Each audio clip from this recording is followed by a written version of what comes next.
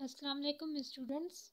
तो जैसा कि हमने प्रीवियस वीडियो में स्ट्रक्चर ऑफ द बैक्टीरिया जो है उसकी बात कर ली, तो अब हमने जो पहले प्रीवियस वीडियो में हमने जस्ट नेम्स बताए थे कि बैक्टीरिया के कौन कौन के स्ट्रक्चर्स हैं, उनके जस्ट नेम्स स्टडी किए थे। तो अब हम डिटेल में उनके बारे में पढ़ेंगे कि जो भी स्ट्रक्चर्स है जैसे capsule, cell wall, cell membrane, उनके बारे में यहाँ पे डिस्कस करेंगे इन डिटेल।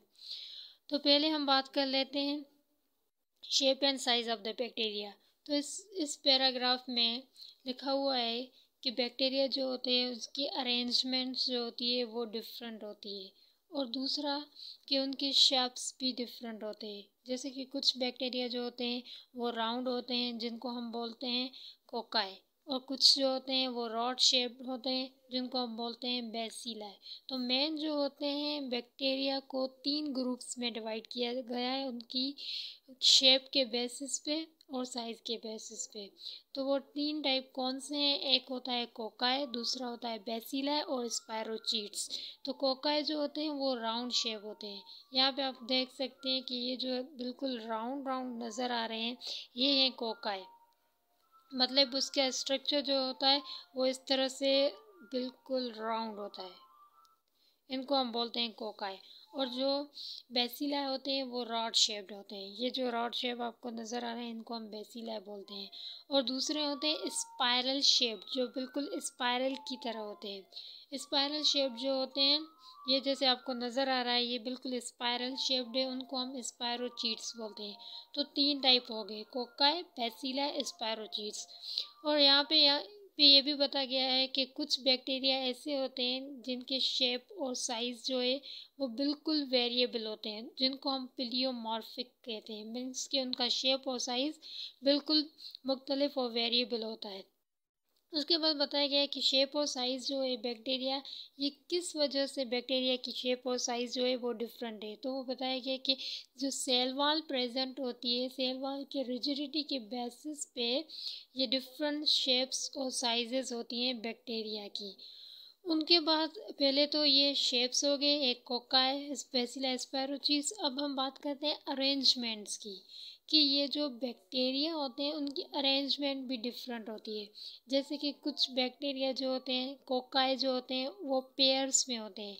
जैसे ये आप फिगर देख रहे हैं, यहाँ पे कोकाई पेयर्स के फॉर्म में है, इनको हम बोलते हैं डिप्लोकोकाई। ओके। और कुछ बैक्टीरिया जो होते हैं वो चेन फॉर्म में होते हैं, इनको हम बोलते हैं स्ट्रेप्टोकोकाई। और कुछ बैक्टीरिया जो होते हैं वो क्लस्टर्स और ग्रुप्स में होते हैं, इनको हम बोलते हैं स्टेफालोकोकाई। तो ये स्टेफालोकोकाई जो ग्रुप्स क्लस्टर्स में, ये चेन फॉर्म में स्ट्रेप्टोकोकाई, ये पेयर्स में है जिनको हम डिप्लोकोकाई बोलते हैं।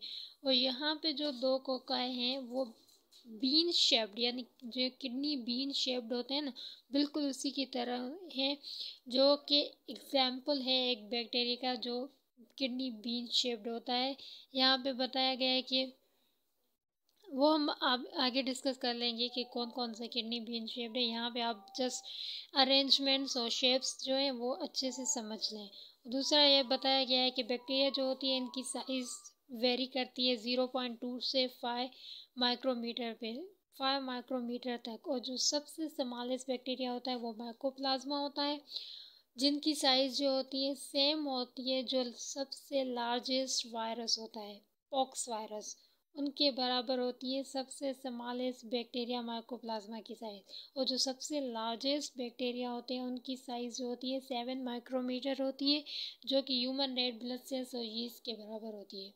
ओके। तो अब हम बात करते हैं सेल वॉल के बारे में। तो सेल वॉल जो होती है वो हमने सेल वॉल की बात की है कि सेल वॉल जो है कुछ बैक्टीरिया ऐसे होते हैं जिनमें सेल वॉल एब्सेंट होती है।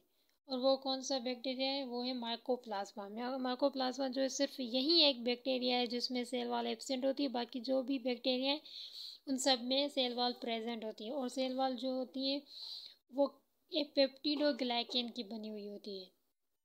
पेप्टिडोग्लाइकिन क्या है, वो उसका अलग स्ट्रक्चर जो है वो डिफरेंट, हम अलग से उसको डिस्क्राइब करेंगे। आगे चल के वो आएगा टॉपिक जिसमें पेप्टिडोग्लाइकिन के बारे में डिस्क्राइब किया गया है।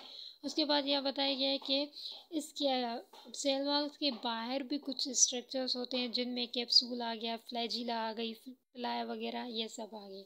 ओके, तो अब हम बात करेंगे पेप्टिडोग्लाइकिन की। तो पेप्टिडोग्लाइकिन जो है, हमने बात की कि सेल वॉल जो है वो किसकी बनी हुई होती है, पेप्टिडोग्लाइकिन की बनी हुई होती है। तो पेप्टिडोग्लाइकिन जो है असल में ये एक कॉम्प्लेक्स कंपाउंड होता है जो दो चीज़ों से बना हुआ होता है। एक पेप्टिडो मीन्स पेप्टाइड, और दूसरा ग्लाइकेन, यानी ये शुगर्स का बना हुआ होता है और पेप्टाइड्स का बना हुआ होता है। तो यहाँ पे आपको ये जो स्ट्रक्चर नज़र आ रहा है ये है पेप्टिडोग्लाइकिन का स्ट्रक्चर।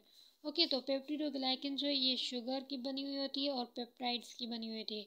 इस पेप्टिडोग्लाइकिन के दूसरा नाम भी है म्यूरेन जिसे बोलते हैं, और म्यूकोपेप्टाइड बोलते हैं। तो यहाँ पे स्ट्रक्चर है जिसमें दिखाया गया है कि ये जो आपको चेन नज़र आ रही है ये ग्लाइकेन की चेन है। पेप्टिडोग्लाइकिन जो होते हैं उसमें एक शुगर की चेन होती है जिसे हम ग्लाइकेन चेन बोलते हैं, ये ग्लाइकेन की चेन है। उसके बाद ये जो बीच में आप देख रहे हैं ये पेप्टाइड की चेन है, ये टेट्रा पेप्टाइड है, यानी 4 पेप्टाइड प्रेजेंट है, तो ये टेट्रा पेप्टाइड की चेन है। और यहाँ पे भी आपको ग्लाइकेन चेन का ग्लाइकेन की एक चेन नज़र आ रही है, ये भी टेट्रा पेप्टाइड है।